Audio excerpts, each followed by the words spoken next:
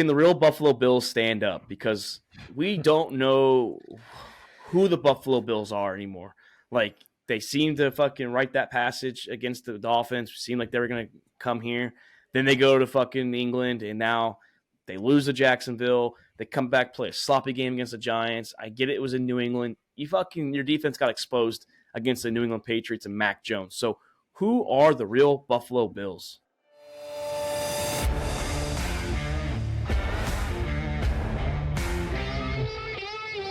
All About the Balls podcast with Mark Davis, Chris Meinhardt, Luke Rule, and Nick the Doc Skirkowitz. Welcome to All About the Balls podcast. I'm Mark Davis in the Sack House with Chris Meinhardt and Luke Rule, and we're here to recap Week 7 as the Niners just lost to the Vikings. That's the way we're coming into the show, just wrapping up Week 7. But Chris, I start with you because your team, the New Orleans Saints, kicked off Week 7 Thursday night in a pretty entertaining game on Amazon Prime. Unfortunately, Derek Carr and your offensive coordinator suck, and Foster Moreau had a big drop in the end zone. So how are you feeling starting off Week 7 and now coming out of Week 7? Yeah, Mark, happy to be back in the Sack House with you boys. I missed y'all last week. Glad to be back. Thursday started off very rough. Not gonna lie, I turned the game off for a little bit, and then I was like, gotta turn the game back on. I couldn't help. I was walking around. Paige was like, "Why does this affect you so much?" It hurts. Not gonna lie. But yeah, Saints have a lot of work to do. A lot of work indeed. You guys are now a full game back in the division, just through 7 weeks, so still plenty of time to figure it out. But Luke, your team, the Baltimore Ravens, probably the most impressive win on the weekend, as you guys literally tore apart the Detroit Lions, who, like you said, when we hype up these teams, it seems like a hyped up team falls, and they didn't just fall, they got demolished. So how are you feeling as the Ravens finally put it together on all three phases of the football? Yeah, I'm feeling good. I mean, that was an outstanding team win overall. Lamar played a damn near perfect game. Mark Andrews got 2 touchdowns at National Tight End Day. Gus Edwards, I threw a Hail Mary in fantasy, throwing him in, and dude went off for me. So, I mean, definitely led me for a win to go 7-0 fantasy. But overall, I mean, this is the first game the Ravens haven't really beat themselves in. And, I think this is kind of what we're going to see going forward with the Ravens. Outstanding defense. We're number 2 ranked defense right now behind the Browns. And offense, I mean, that our rushing attack with Lamar dumping the ball over the top, it's just going to be hard to stop for teams. As long as we don't beat ourselves, I think we got a good shot. I know we're going to dive into them in a couple of minutes, but also this better be the week. PFF better rank him number 1 because out of all the QBs, this is the week he actually was number 1 quarterback. I'll give that to him. Hands down, best QB number this 2. week. They had him number 2 behind Mahomes. Mahomes did have a very good game. Yeah, but he had a turnover. Yards. But he also had a turnover. Lamar played a clean, spotless game. So that's the only reason why I would give it to Lamar. But if you give it to Mahomes, I'm not like it's the end of the world. It was I think it was a half-point difference, so it was very close.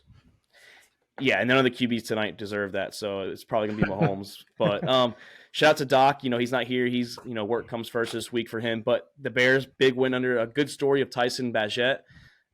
Loved hearing the story. Loved seeing the win from the kid. But it looks like they won't have that top 2 pick now. They'll have the Panthers pick, but looks like they're falling out. They don't know how to tank. So the Bears are winning, though, at the wrong time, I guess, with no Justin Fields neither. I know Luke's got something to say about that later.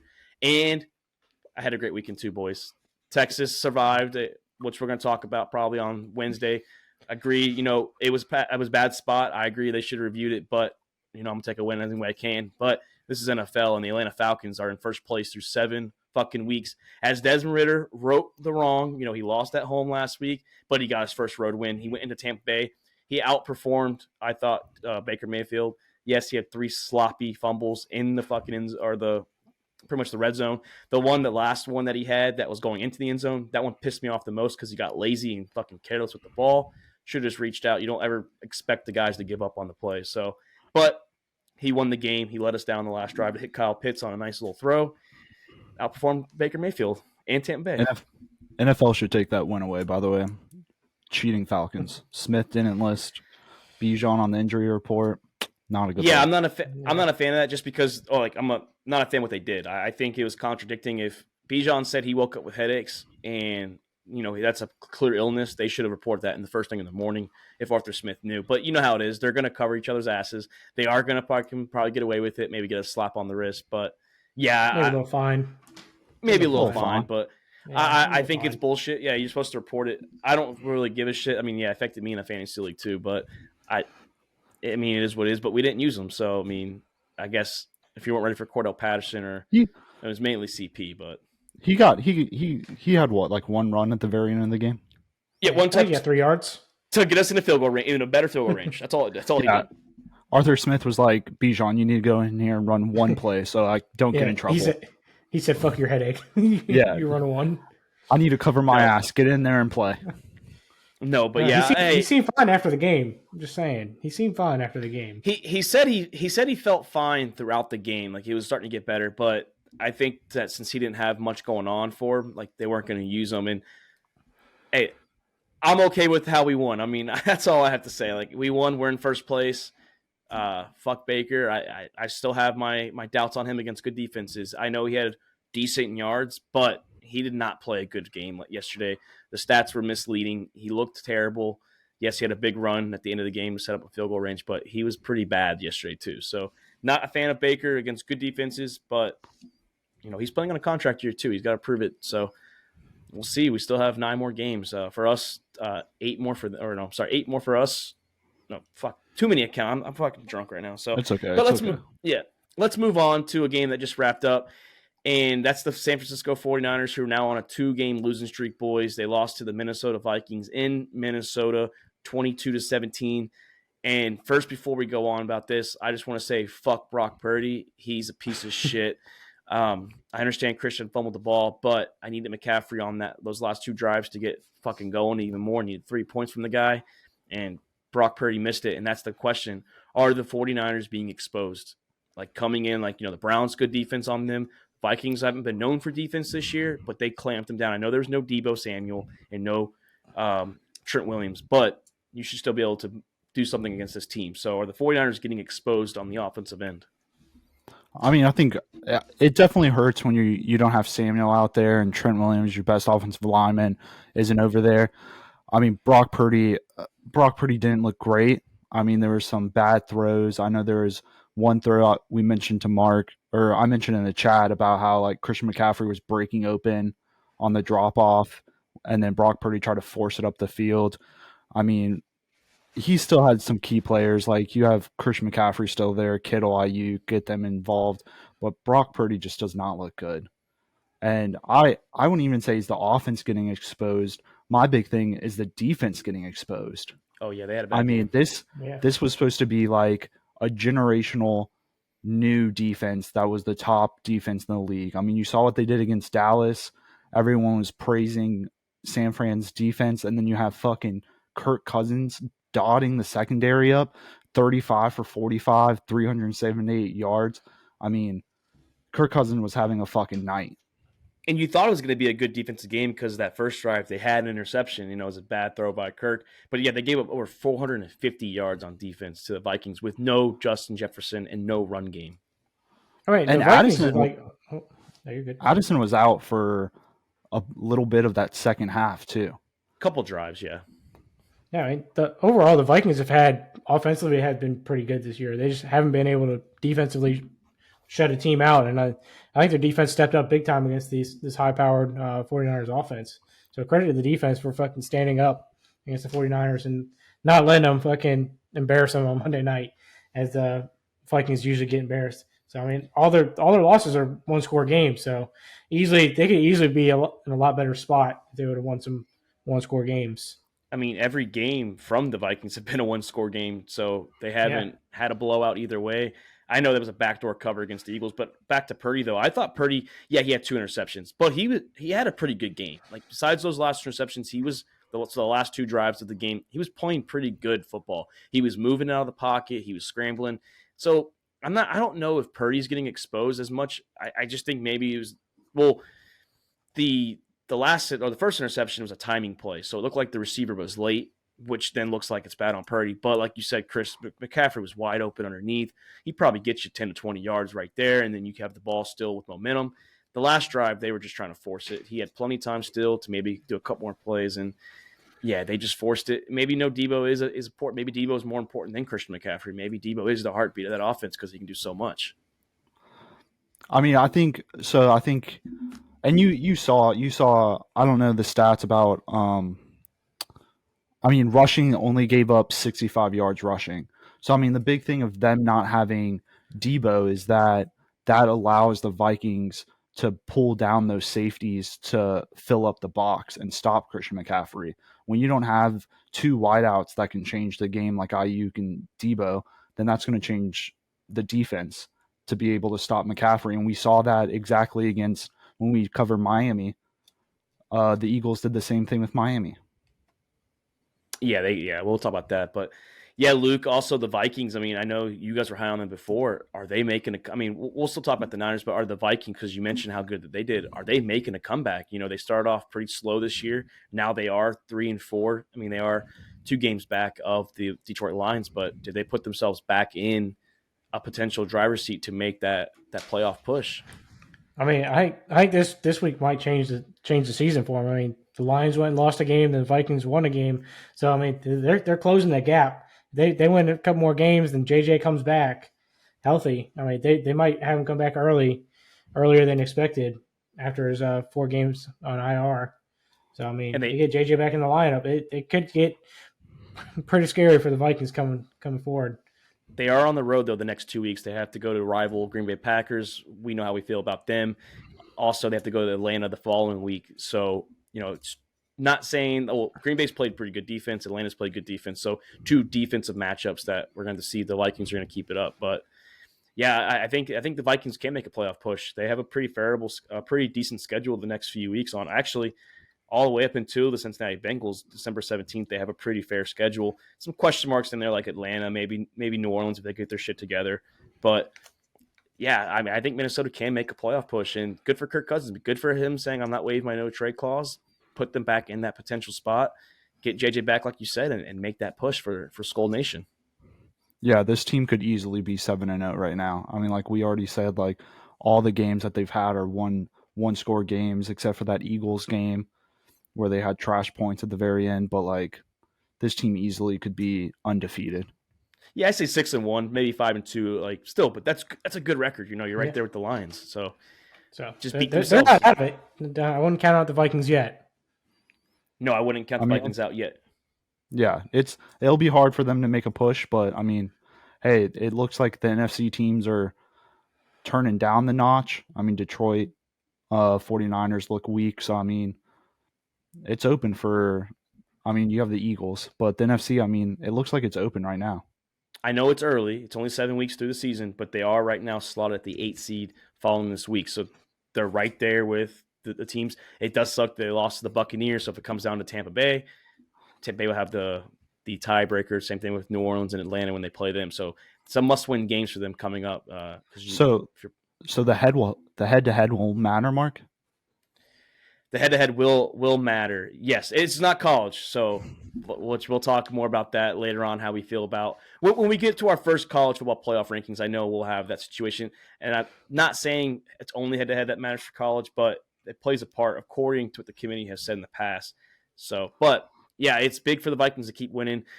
Also, the Niners, they have to play the Bengals next week. They're fresh, so we'll see if the Niners can get back on track. They're on a 2-game losing streak, and there's probably going to be no Deebo Samuel next week as well. And the Bengals play good defense. Yeah, Luke, I mean, it sucked that your prediction that they were going undefeated, and they got back-to-back losses. Yeah, I know. That was out the window. So, I mean, I might have to throw a couple more losses from them now. I can't ride that one anymore. So now we can start asking Luke who he actually means now. He might actually change it. I know, and Big Cock Brock is not Big Cock Brock. He's got the smallest dick in the fucking world. Fuck that guy. I'm not happy with Brock Purdy. He cost me fantasy this week. I don't care about Christian's fumble. He could have done more to get Christian going still on those last 2 drives. So fuck Brock Purdy. Fuck him. And with that though, boys, the now that the Niners have lost 2 in a row, and the Eagles did have that ugly loss against the New York Jets, they bounced back last week. this week against the Miami Dolphins. They won 31-17 in Philadelphia, and they're beautiful, beautiful Kelly green jerseys. One of my favorite jerseys in the NFL's history. But does this open the door now? Are the Philadelphia Eagles back as the NFL's best, probably the NFC's best at the moment? NFC's best. I'll give them that for right now. The NFL's best, definitely not. I mean, there's still some holes defensively that need to be filled. They did fill the safety role today, by the way. They did get Kevin fired. Yeah, I don't know how they're doing what they're doing, but they're doing it though. Great GM right there. They had a big wide receiver too this last week. Yeah, made a catch. He made a catch. He made a catch, one catch. But what was I saying? But yeah, I don't think they're going to be the NFL's best, but they're looking pretty solid for the NFC, especially with the help of the refs that they have. I mean, this team's unbeatable. Yeah, the refs are bad. I know we're going to tie that into the last segment of the Browns-Colts, but I still think the refs, yes, they suck, but I feel like they still outplayed Miami. I felt like they were just purely better than Miami. That's going to open up the door in a minute. Are they all hyped, Luke?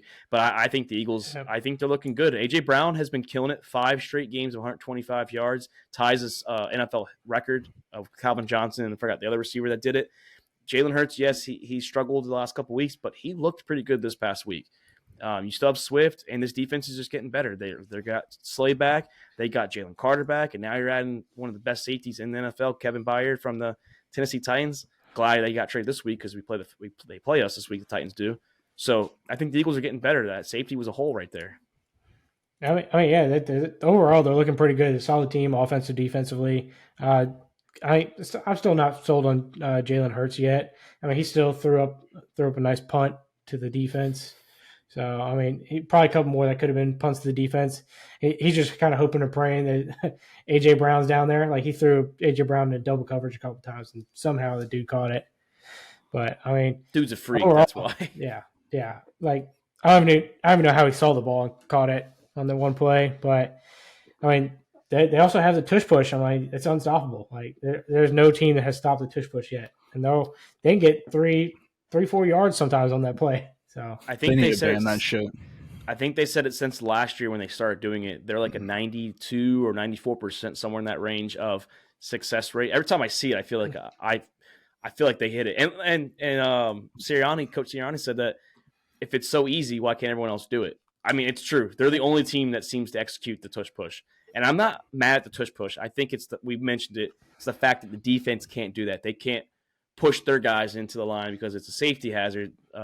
Which they did that on special teams. So yeah, I'm fine with the QB sneak. Like they QB sneak every time, just like everybody's kind of comparing him to Tom Brady. Tom Brady wasn't being pushed in the back to get through on the sneaks.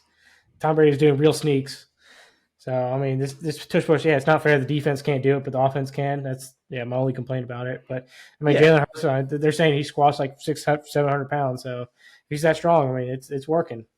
Although those videos, I know we've seen him back in the day when he was at Oklahoma. He can squat. That motherfucker is a beast when it comes to squat day. You know, when he's doing leg day, he's a beast. We'll give him that. But no, I think the Eagles, I think they are arguing the Kansas City Chiefs. I think that's probably, Chris, who you were thinking about as the NFL's best. I still have some question marks with their offense. They played the Chargers defense this past week, so we'll see what the Chiefs can become later on. As long as Taylor Swift's there, maybe they'll be the best team every single week. But the Eagles, their offense, I think, is better than the Chiefs' offense. Yes, Mahomes is better than Hurts, but overall you have more variety and more weapons than the Chiefs do with A.J. Brown, Devontae Smith. They have DeAndre Swift. They're going to get Watkins back eventually. Yes, Julio. We'll see what Julio can do. Dallas Goedert had a big game, and the defense is going to get better and better each week.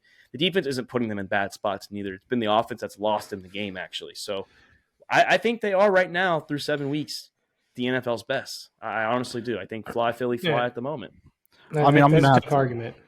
Yeah, I mean, I'm going to have to argue, and this might be a hot take. Might have a lot of people that hate me on this, but I really didn't think that this win was very big or showed that they were the NFL's best. I mean, well, it'll dig into the Dolphins and if they're fake or not. But I mean, the Dolphins defense was missing key players. Xavier Howard was out, and Jalen Ramsey was out, and they had a couple other people that I don't know exactly. I don't have the injury report of who was all out on the defensive side. But, I mean, there's some big holes on the defensive side that was out for Miami. So, I mean, when you have A.J. Brown going against fucking Eli Apple, he's going to look good. He's going to look good. Plain and simple as that.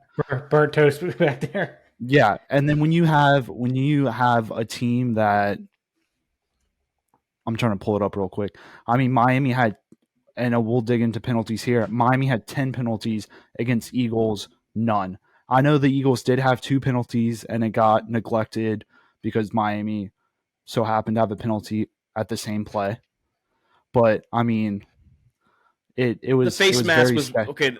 The face mask one was the worst one because the referee's that was right obvious. there, and if a guy's hands are high and then the whole face turns to the side, it's clearly a face mask. You know, you can't miss that. That's a game changing play right there. That's a deep ball.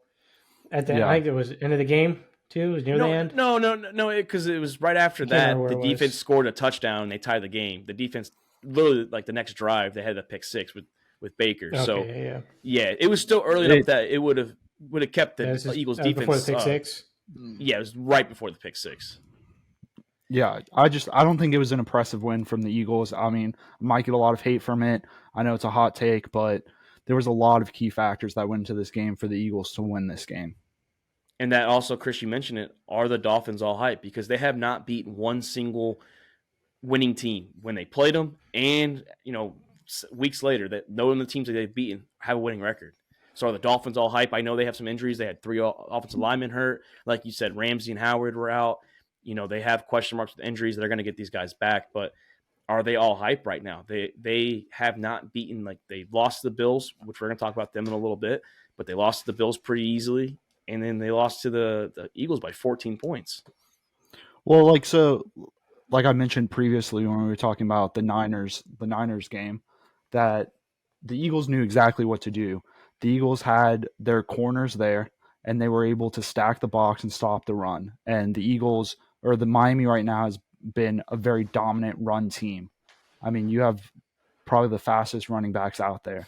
So the Eagles were able to stop the run with stacking the box from the safeties, and Miami couldn't do that. I mean, Miami had to have that secondary coverage because the corners, you had Eli Apple out there. Plus, I think Tua is one of the worst quarterbacks under pressure this season too. So if he doesn't have a clean pocket, he's probably going to be missing a lot of throws. Yeah, well, you can tell quick too. That's his thing. Throws are quick. Well, you could tell that he's not. He doesn't want to take hits. I mean, there was a couple plays where the pressure was there, and he immediately just dropped to the ground. He gave up. He didn't want to run the ball, and I mean, smart on him. I mean, after last year having back-to-back concussions and then a third concussion a couple weeks later, I mean, he doesn't want to risk his health. Kind of proves that Miami can't travel either. I'm like two big losses on the road, so they can't travel to hostile environments and try to win games too. Yeah, I mean, I don't think they're overrated or overhyped. Yeah, I know they have some variables, like we said, injuries and things like that. And the refs were a little questionable for the Eagles game, but they better get it going because they do have the Patriots. They've already beat them, but they're at home for this game, and then they have to go to Germany and they have to face Patrick Mahomes. And you better get right before. Game. Yeah, you better get right before that defense plays you because the Chiefs defense, they're pretty legit. They are a hell of a defense. So this offense and Tua, he better start getting comfortable taking hits because, sorry, you're not going to have a clean pocket every single fucking throw in every single game that you play. So you have to be able to play under pressure. You have to be able to take these hits, get hit in the chin, and make a big throw to Jalen Waddle and Tyreek Hill. Yeah, they have to put up points against Mahomes too because they're going to score. The Chiefs offense, for some reason, nobody can figure out how to stop Kelsey, even though he is the biggest target on the field. Nobody can figure out how to stop him. I mean, 12 receptions for 179? Like, don't let Taylor Swift be at that game. She might go to Germany. I heard there's some conference out there. She might have to attend. So she might be in Europe for the game. So we'll see that in a couple weeks. But the Hunt family better give her fucking just passes to every game just to make sure she's in the building. Yeah, well, we're going to talk Kansas City in a few minutes. But, Luke, a game that was near and dear in your heart was the Detroit Lions and Baltimore Ravens game. More about the Detroit Lions kind of pump the brakes on them? Maybe they were a little overhyped as well, like the Dolphins were talking about. Or are the Ravens finally clicking with Todd Monken? This offense was really well paced. And then, like you said, the defense is the defense. They are coming into the week. They were the second highest sacks in the NFL. So is it more about the Ravens being good or the Lions just shooting a dud there? I think it's a little bit of both. I mean, the Ravens all season they showed flashes like the offense and like what it could look like if they're not beating themselves. This is the first week they did it. They played a clean game on offense. We did have the one fumble in the red zone. It was the only drive we didn't score on until we started putting backups in. So, I mean, that was just kind of a bad read, or I think they ended up giving that to Justice Hill, the fumble. But other than that, the defense just played lights out. Like Goff could not do anything. Plus Gibbs, like stacking the box on Gibbs, making Goff try to beat us with our secondary, with some couple secondary players out this game. So I mean, I give credit to the defense and the offense. They just were rolling. The Lions defense couldn't stop the run or pass the entire game. Like the Ravens just kind of had their way against this defense. And the Lions could not get anything going at all on the offensive end. So they were leaving their defense out there with no time to like kind of get some air, kind of breathe a little bit. Hey, Odell Beckham showed some flashes. I know we haven't been high on this year. He looked good. I thought he played good. Zay Flowers, a fucking phenomenal rookie. Like I said, you were right on that one. I wasn't 100% sure how he was going to be this year just because I didn't watch much Boston College games when he was there. But yeah, your offense looked good. I still think it's a question mark. The running backs. I don't trust Gus Edwards and Justice Hill. But hey, Lamar did his thing. Got fucking Mark Andrews and the boys involved. I think Derrick Henry's a name that's floating out there for you guys. So if you guys get Derrick Henry, man, this offense is going to be pretty unstoppable. I think just because Lamar can do so much. Now the playoffs is one thing. We'll see what he can do there. Yeah, but no, I thought it was more about the Ravens. Backfield. Yeah, I thought this was more about the Ravens. Yeah, that'd be legit. I think this was more about the Ravens looking good. I know Detroit, they had a bad game. They got shitted on. And Dan Campbell said, they just came out flat. Yeah, they came out flat. He said the energy was there for them, but came out flat. I thought it was more about the Baltimore Ravens, though, this week.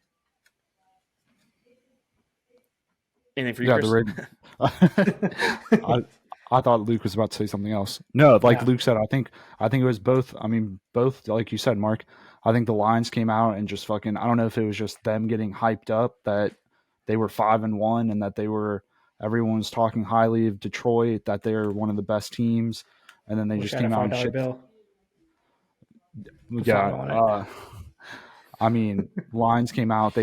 Goff looked terrible. They couldn't get anything going offensively. They couldn't get into rhythm. And I think that hurt them. And then the Ravens, I mean, they came out and played phenomenal. You could see the offense and what Lamar opens up when he's able to pass the ball. I mean, the run game was there. Him being able to run the ball was there. I mean, and Ravens played probably their best game in a very long time. Not saying they haven't played very good games, but like this is probably their best game as a team. Yeah, we usually struggle with turnovers and penalties. So I mean, about time we didn't beat ourselves in a game or maybe come down to the wire. In that one play, though, that you asked the secondary to cover these receivers for like 10-plus seconds, they did their job. Yeah. They played good coverage. I mean, the touchdown, it happened. But, I mean, it doesn't matter who you are. You can't expect a defense like a secondary to cover guys for 10, 15 seconds. It's, eventually they're going to get creative. They're just going to fucking break their routes off, and you're just going to lose control or lose hope.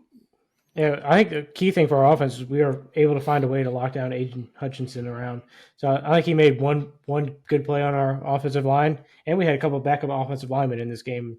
We were still able to figure out how to keep him quiet and not wreck the game for us, which is huge.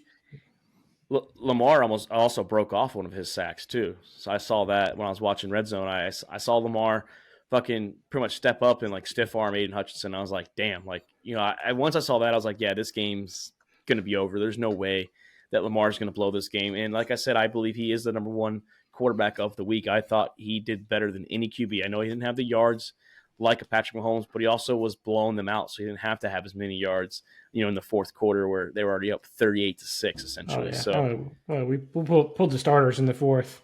Yeah. So it's like college, when you have the Heisman voting later on. It's like, okay, yeah, he didn't throw for fucking 600 every game. Probably could have if he wanted to, but the game was over, so they were showing a little mercy to the Lions. But we mentioned the Chiefs, boys. Is it already, because it seems like this is the only division that's getting out of hand, is it time to crown the Chiefs AFC West champs? Is it already that time? We're not even done with October yet. We haven't even hit Halloween. Is it time to say the Kansas City Chiefs have won their division? Yeah, it's not even really questionable at this point. The rest of the AFC West is just fucking hot garbage. Like Kansas City, like I know we were all kind of down on what their offense was going to be this year, but they still have Patrick Mahomes and Travis Kelce, and that's really all their offense needs to get going. Patrick Mahomes, by far the most talented quarterback in the NFL right now, and Travis Kelce is the number one tight end. So you put those two guys together, they just like best friends. They click like nobody else, and it just seems like no defense can stop Travis Kelce. So then their defense is clicking. So I don't see anybody in the West really challenging them. Yeah, I think it's over for the rest of the AFC West. I think it's done. They're just competing for maybe a wild card spot. Like you said, we had some doubts on their receivers this year, and I think the doubts have been pretty much there most of the year still. I know Rice is getting involved heavily with Travis Kelce. He's looking pretty good as a rookie, but this defense, we also didn't expect this defense to be at the caliber that they are. We knew that they had good players, and we've seen it with Nick Bolton, Trent McDuffie. They have Chris Jones. They just got one of their players back from suspension who they acquired. So I am high on the Chiefs. I think that they're going to pretty much wrap this division up maybe through week 13 or so. They'll probably be the first team to clinch it. But yeah, I think the AFC West is already locked up. Yeah, no, I mean, Kansas City's going to easily win this. I mean, Denver's having a shit year. I don't know what's happening there with Russell. Raiders, let's not even start the Raiders right now. And then, Chargers, they're rough right now. I mean, I don't think it's Herbert's fault. I mean, Herbert's playing pretty good. I mean, I know he has some questionable turnovers, but something seriously happening with the Chargers that needs to be reevaluated. But the Chiefs, they're coming out. The defense is actually playing very good. Offensively, Travis Kelce's, fucking a tight end getting 179 yards is fucking ridiculous. He's a beast. I don't know if it was, but he's a beast, but it's every team knows that that's where the ball is going and no one can have an answer for it. I don't know if it was tight end day or if it was because Taylor Swift was there and we saw her every 30 fucking seconds on the TV. Did you learn that cool handshake? You and Paige going to start doing that where her and Brittany Mahomes are doing? We're about to. Yeah, I hate that stat that they threw out there. We're like, oh, look, games that Taylor hasn't been there. These are his stats. Okay, well, first off, 2 of the games that she was not there, he was just recovering from that fucking ankle injury he had. So, God forbid, and he had a bad game, or one of the games against the Bears, he didn't have a lot of yards. He just had a touchdown. So it wasn't a big game. So can we just honestly not say it's Taylor Swift because we forget that he is the best fucking tight end in the NFL. He's been the best tight end for years now. So it's not just Taylor Swift's boyfriend right there. No, they're in love. Boyfriend. They're in love. I support it. They're in love, and I'm happy for happy for Travis, dude. He's in heaven right now. He's a happy man. Love to see my boy happy. He's about to go live in Europe after the season's over. Yeah, he's handling the whole situation pretty well too. So he making small little appearances here and there. He went on Saturday SNL, Live, yeah. Talked about Taylor Swift. It's kind of funny, but it's good for them. He's got some badass cars too. They're in love, man. We support you, Trav. You do your thing. Propose, man. Wife her up, man. Yeah, you need to wife her up, dude. That's a catch. She's not a 6 to us, boys. She's not a 6 to us. Some of the people that listen, she's a 6, but not to the boys in the sack house. And boys, can the real Buffalo Bills stand up? Because we don't know who the Buffalo Bills are anymore. They seem to fucking write that passage against the Dolphins. It seemed like they were going to come here. Then they go to fucking England, and now they lose to Jacksonville. They come back, play a sloppy game against the Giants. I get it was in New England. Your defense got exposed against the New England Patriots and Mac Jones. So who are the real Buffalo Bills? The Bills are I don't even know.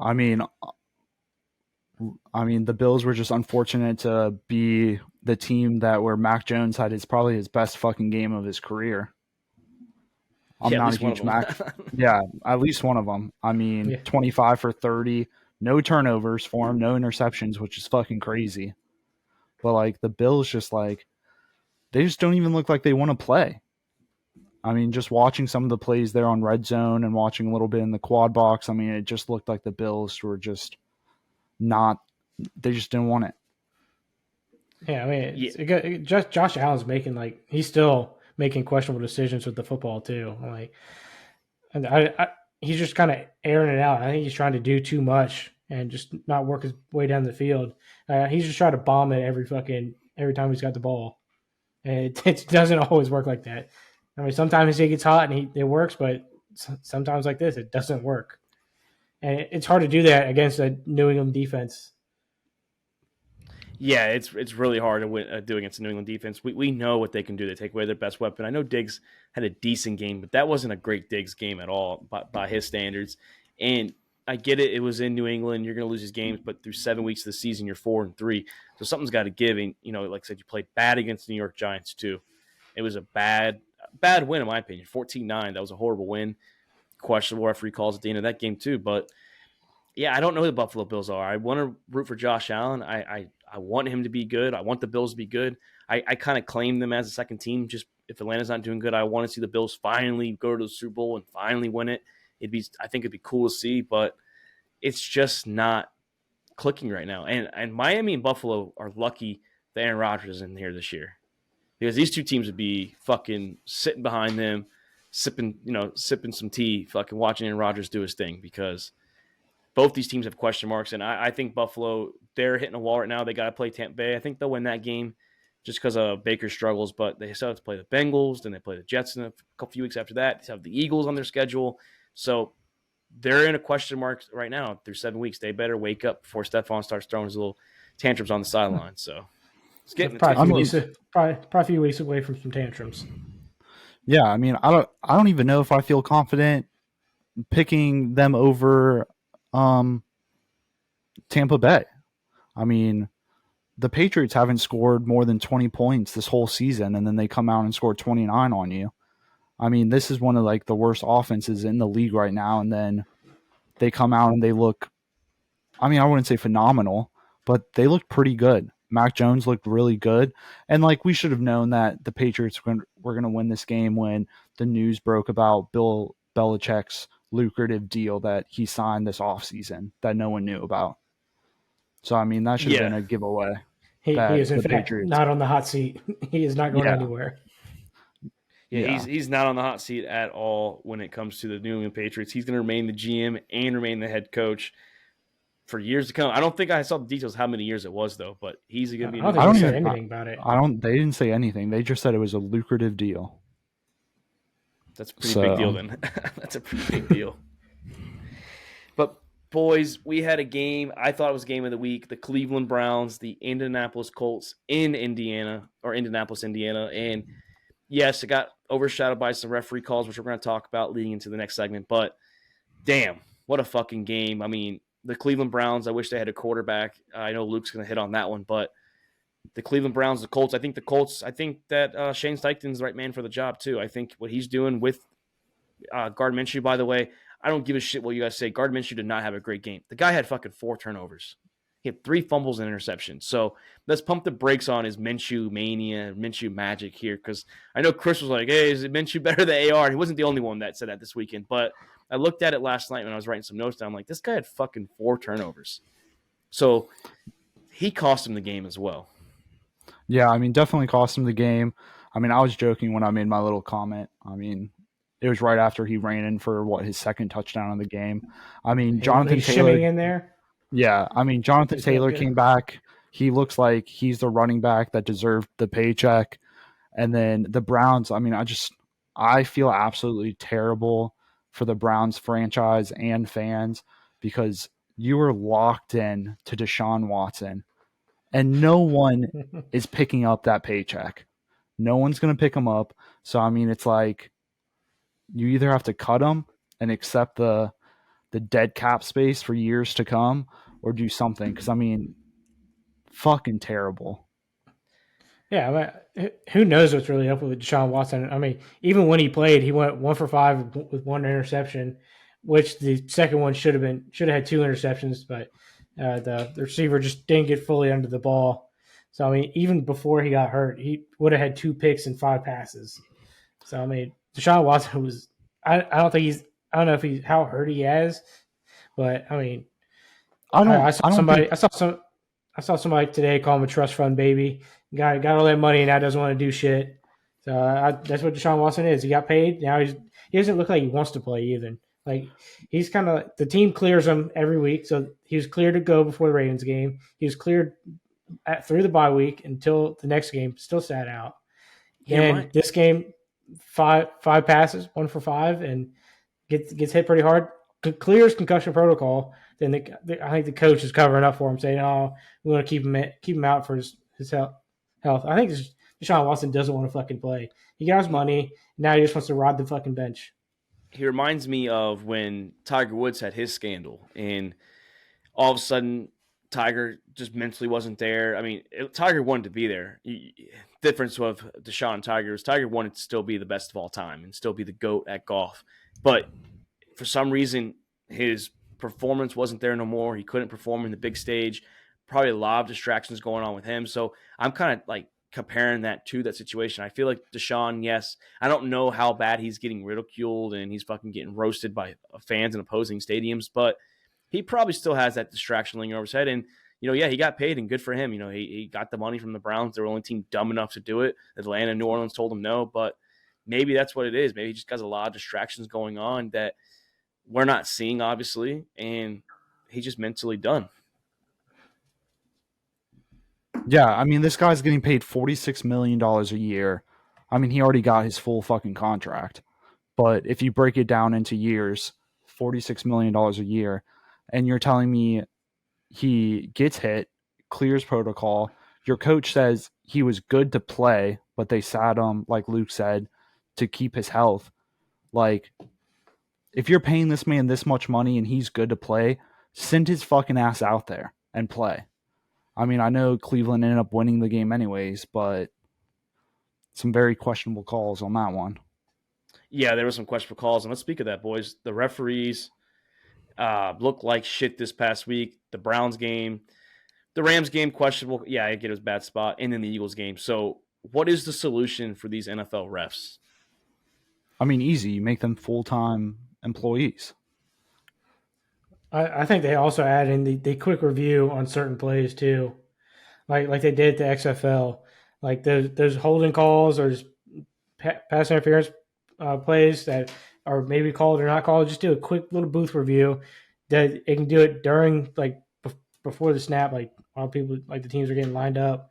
Like it doesn't have to be anything big. Like a fucking 5-minute review after every play. I just do a quick once over look at it. Like, hey, yeah, that's holding, or hey, that's pass interference, or no, it's not. But I mean, the issue is like we're seeing it in college now too, and I know we'll dig deep into it on Wednesday, but like college is pretty much doing that where like up high can call down and be like, hey, we have to review this. I know they're not really doing it for like penalty wise, but like the yardage play, like Alabama, Tennessee, they had 2 or 3 times where high called down was like, hey, we have to review this spotting the play, and then in the Texas game they didn't fucking do it. Like it's just inconsistent. It's very inconsistent, and like I said to you guys yesterday, though, like the Bucks and Falcons game, I was very upset with how the refs called the game, very ticky-tacky, but they were still inconsistently bad. Or I'm sorry, they were consistently bad. So it didn't really affect both teams as long as both teams got the short end of that stick. But like the Dolphins game was bad. The Browns got fucked because that was not pass interference. The ball is uncatchable. I don't care. It has to be Colts catchable. got fucked. Browns got lucky. The Colts got fucked. I'm sorry, the Colts got fucked.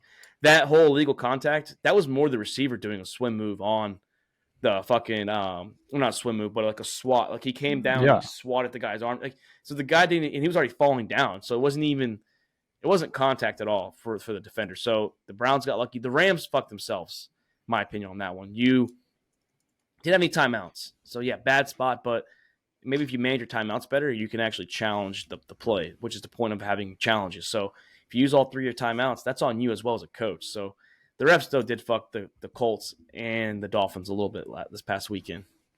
Yeah, I mean, the call where PJ fumbled it, and then there was a flag, and they got the ball back. I mean, the Colts 2 times should have stopped the Browns and got dug out because of penalties. And it's just it's too like these guys are putting their life, I wouldn't say on the line, but like they're working very hard. I know they're getting paid a lot of money, but like they're out on the field giving their 110%, trying to win this fucking game, and you have full-time lawyers, part-time NFL refs on the field throwing a fucking flag and determining these games. Yeah, they should be full-time refs. I think that eliminates that. It helps eliminate that because if they're full-time refs, now you can hold them accountable and they can take it seriously. If they're a fucking part-time ref and you're holding accountable, and I'm a lawyer, who gives a shit? I'm making good money on my actual job. So they're just doing this for fun, and then that starts to question the integrity of the game. If they're just part-time and they have no true loyalty to being a referee, do they even give a shit? If they just supporting their team? But yeah. Especially some of these like late calls, like they're screwing teams over from chances of winning games. So I mean, a lot of teams are losing games over no calls or penalties that called that shouldn't have been called. So, like the Iowa game too, like that at those calls, but the Iowa game was bad. That was not close to being a fair catch. They didn't even call it a fair catch. They called it like a weird It was rule. an illegal. It was like an illegal fair catch. Which is if it's a legal fair catch, like Ty Schmidt said from the McAfee show today, if it's a legal fair catch, that's a flag, not a dead ball. Okay, the ball stopped. And if you also call it a fair catch, why don't you call a flag on the guy that tried fucking tackling him? Wouldn't that also be a late hit? Late hit interference, whatever, on a fair catch. So I just don't get it. I don't get it. The refs have been very bad, and they're getting a lot worse. And it's just not in the NFL. I mean, it's college too. And I know you're a UCF fan, Luke, but we agree taunting can be bullshit. But that's a taunting clearly in the fucking act of the play. I mean, and it wasn't even hidden. Yeah. The ref was staring at him, and he kissed the sideline. Is the sideline 100? I guess the ref just didn't see that, and they got him for something in the end zone because they called 2 players for taunting in the end zone. That was after the touchdown. Yeah, I don't know if the refs just didn't see that. No, the ref was staring at him. The ref had to have seen it. I don't know. Yeah, I mean, it's kind of funny to see it though. I think some of those taunting is kind of stupid, anyways. No, it is. Like, I think there's a point where yes, you can call it, but stuff like that, or let these guys have fun in the end zone. Like, yeah, I get they brought celebrations back, but can't use props. Like, bring a phone out, or like Tyreek Hill did get a penalty. Like, who cares? Really, Tyreek don't give a shit neither. He said he does not give a shit at all. He'll keep doing it. He did a fucking backflip too. Well, he can do it, but I mean, like you said, Texas got. I mean, I'm not saying we would have still won the game because you don't know what happens. Let's say Houston gets the first down, and they could have fumbled. They could have fumbled. They could have intercepted. It could have been turned on downs. They could have scored. They could have gone for 2 points. You just eliminate the chance of them having a chance to tie or win the game. That's the point. It's not, and we get it. Refs are bad, and there's gonna be human error. We don't fucking expect them to be 100% accurate every single play. Yeah, just the fucking blatant, the blatant shit. I get there's gonna be holding on every play from the lineman. It's just the way it is. But if it's blatant where they're fucking choking them out, then it should be called. Or if it's holding where it affects the play, some of these penalties that don't even affect the play at all, why? Yeah, it sucks. Just hire them full time, and if they're listening, if you fucking refs are listening, or the NFL's listening to the show, fucking call us, dude. Give us out our fucking contracts and pay us good money to be a ref, because I'll fucking become referee for the NFL on a 6-month period, and then train in the off season to be a better ref. Do some fucking training events or whatever. I'll fucking do it. Yeah, I'll do it. And I won't be biased. I won't fucking favor the Falcons or the Longhorns or whoever. No, I mean, you just can't call Falcons games. But see, that's a bullshit thing too, because, for example, I don't know how many refs are on a field at a time. I know there's 2 side judges. You have the 2 in the back. You have the 2, I think. So right there, that's 6 at least. I guarantee not all 6 refs are from the same fucking team that they grew up watching. So you can't nitpick like that. You have to have some integrity of the game. Now, if you're helping your team win that way, shame on you as a person. You shouldn't just fucking favor to your team. You should want the best team to win on every single day, especially if you're not, this is the league. So you're affecting the games. That's point shaving, in my opinion, too. And I'm I had to look real quick. I'm gonna try to pull it up. I'm gonna try at least.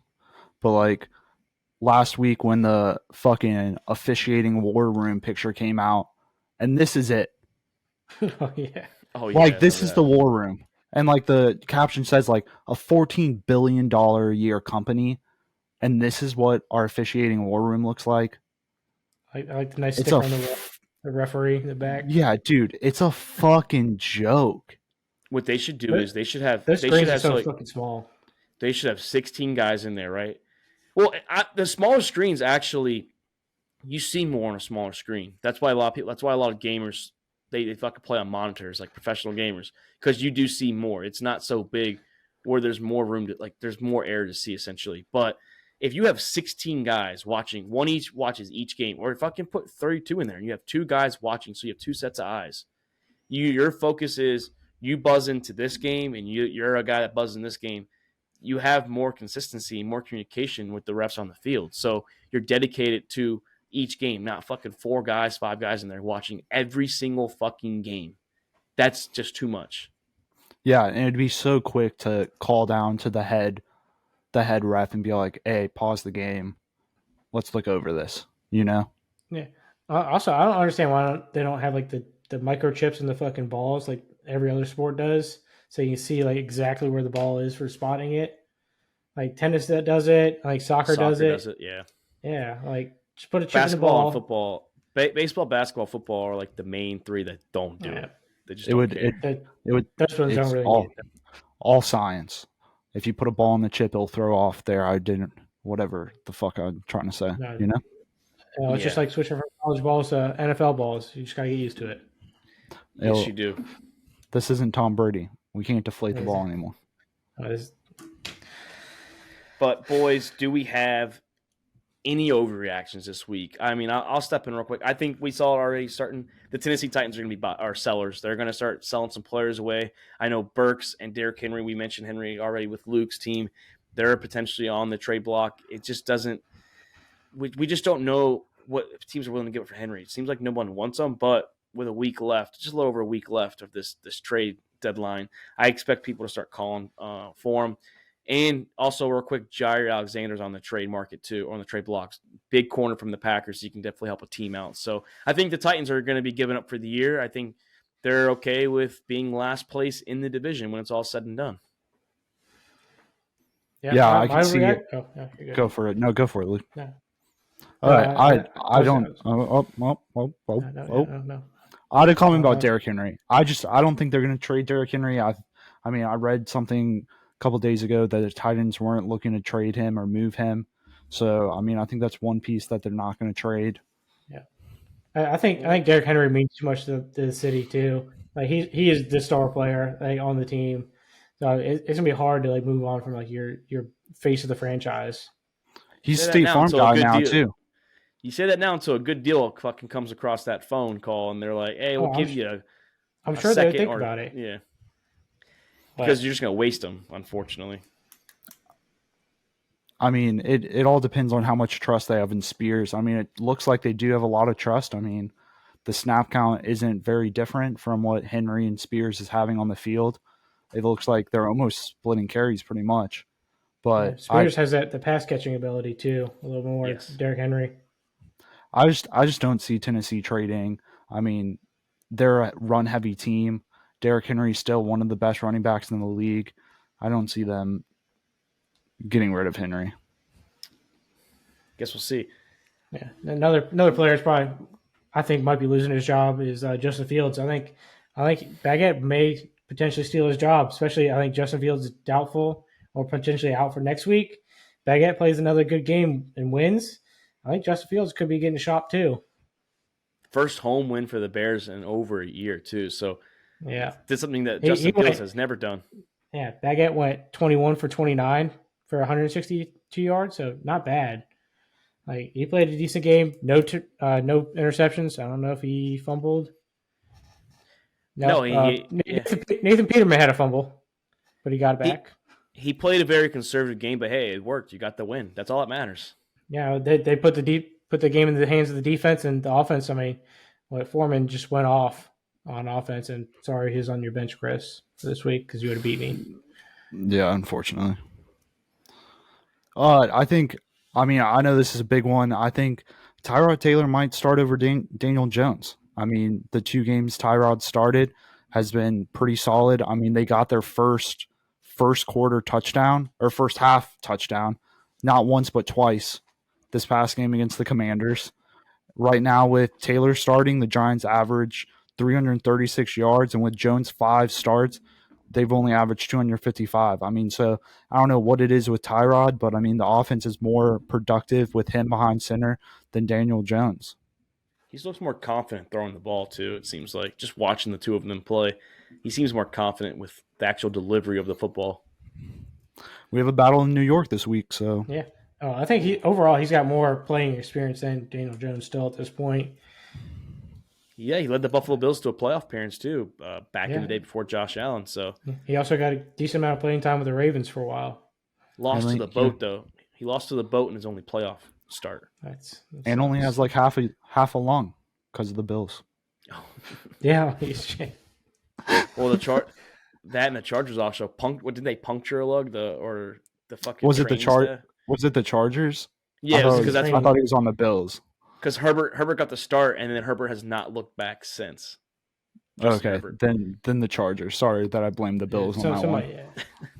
Chargers training staff punched. Another shitty franchise has done it. Which, by the way, Justin Herbert has the most losses since he's been in the league starting his career. So, which I don't think is his fault. I mean, I personally feel like he's above average. Like, he's not one of your top dogs like Patrick Mahomes, Joe Burrow. He's part of these losses, though, too. Like this year, they put the ball in his hands, and he's not delivering in the key moments. He has not done anything really to win them games. So it's got to be something with the coaching because, like, they have so much talent on the team too, right? Offense and defensively, they have fucking big names on both sides of the ball.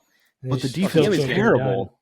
Yeah, they just can't get it done. I don't know. And Stanley's still going to call plays too, which they're 31st in fucking defense. They're shit. Yeah, I saw that report today. Is that he's still calling plays? You're last in defense. Like, he's probably. I know you're the head coach, but come on. Well, he's growing that desperate beard, so I think he's getting ready to get fired by the end of the season. Yeah. He's probably one of the first coaches to get fired. Yeah, 7 weeks in, no coach has been fired too. Like it's pretty rare, to be honest. There's plenty of them on the hot seat though. Ron Rivera's on the hot seat. Because speaking of that, Jonathan Allen called out the offense. He didn't say it directly, but he said he's fucking tired of this shit. Tired of being, not starting fast enough, putting the holes out there. So he's fucking pissed. He's a great pass rusher too. Yeah, I mean, I know for the Saints, Dennis Allen came out today and he said, like, we're not making any coaches moves as of right now. Like, there's no one that we can bring in that's going to change the game. So, which, like, I mean, I wish would change because I fucking hate Pete Carmichael and I'm starting to hate Derek Carr. But, like, he does have a point. Like, if we do fire Pete Carmichael, like, who are we bringing off the street? Tank this first season, or you elevate one of, like, maybe the passing game coordinator or like the quarterbacks coach. You give him a chance. Next man up. Yeah, and then still fucking tank the season. Or watch they do good though. I mean, sometimes you play better for the coaches that are stepping in. Just it's something that happens. The interim coaches get a lot of love from the players. Yeah, and Carr and Pete Carmichael aren't buddies. Past 2 games, they've been going at each other on the sideline.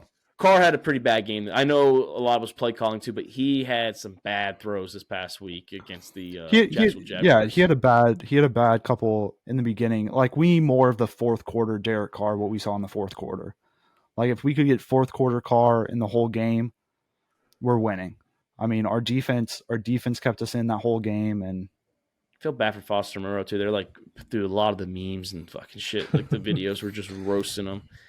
Yeah. So I felt bad because he was a guest captain. He was a guest captain the next day at LSU. Is he from LSU? Yeah. Oh, I didn't know that. Did not know he was a Tiger. He was a Tiger, so he was a guest captain that Saturday. So that's a rough way to walk in there because everybody watched that game too. Yeah. Oh yeah. Oh, also, boys, shout out to the Texas Rangers as they won Game 7 of the American League Championship Series. Half of the World Series has been fucking punched in. The Texas Rangers took out those Houston Astros. The road team won every single game.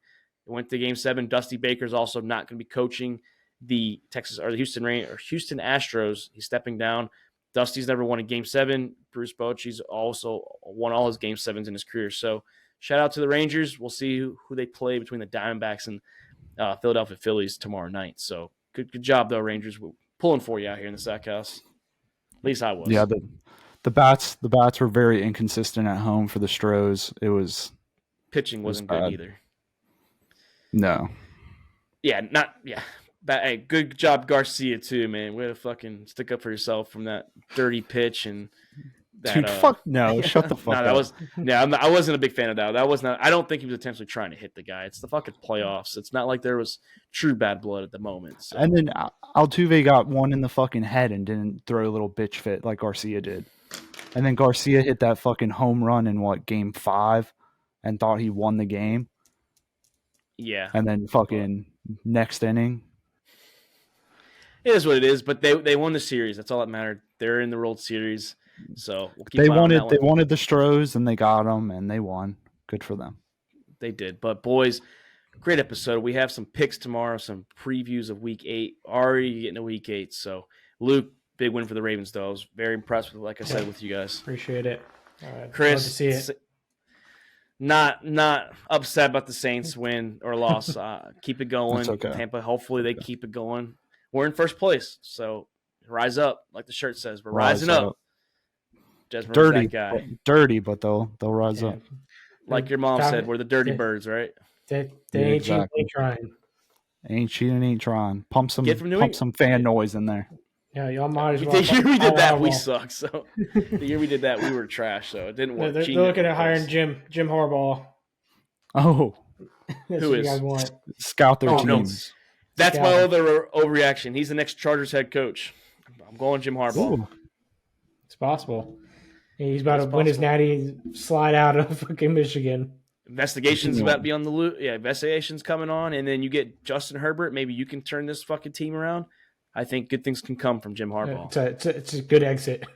Very good exit. Like a Pete Carroll move. Pete Carroll type move. Yeah. So, but boys, great episode. Can't wait to be here tomorrow to make some of these picks. We have a full schedule, 16 games again. So no bye weeks next week. So no bye weeks. Yeah, I counted. Good week for fantasy. Games. Oh, let's Everyone go. should be available. Unless you have I might injuries, survive another week. You might survive another week. You might go 8-0. Also 0-8 in Dynasty maybe. So you're just reversing the record. I was had it. close this week. I was close. I was close the last 2 weeks. I'm getting there. I'm glad I played Rizlov because I had 5 of my 11 guys in there were tight ends. But I was support National Tight End Day. I said, fuck it. I'm going to put all my tight ends in there, and I'm going to let them fucking do their thing. Also don't know why Daddy A put a tight end in his super flex when he had Tyrod Taylor on his bench, but Riz put fucking Taysom Hill at quarterback last week, and he got actually decent points. He would have got good points this week too. Yeah, we got like 12 or 15 points. They count Taysom Hill as a quarterback? So in Sleeper, it's different than ESPN. They actually have him as a QB, a tight end, and I think maybe even a receiver. But I know it's QB and tight end. He's listed as. So. You put him anywhere. Yeah, I think it's bullshit. You put him at tight end. Guys so you technically have 3 QB. Yeah, you have 3 QBs in technically. If he's playing QB. If he's officially named a QB, will they change that? I hope they do because that'd be bullshit to have 3 QBs in essentially in a 2 QB spot. So hey, that was the ESPN thing a couple years ago. That ESPN do that same shit. So. Yeah, they changed it. They had him after 1 week though. You had him for that 1 week at tight end. Then they said, "Fuck that, we ain't doing that no more." A lot of bitching came through. I bet. But great show, boys. Like I said, that's Luke Rule. That's Chris Meinhardt. Shout out to you, Doc, as you're in Virginia. Kick ass. I'm Mark Davis. We No are All Wi-Fi. About the Balls podcast, and we are out. Thank you for checking out another episode of All About the Balls podcast. We want to thank all of our listeners and supporters of the Sack House. You can listen to the show on Spotify, Apple Podcasts, and YouTube. And don't forget to subscribe and give us a follow on Twitter and Instagram at the Sack House.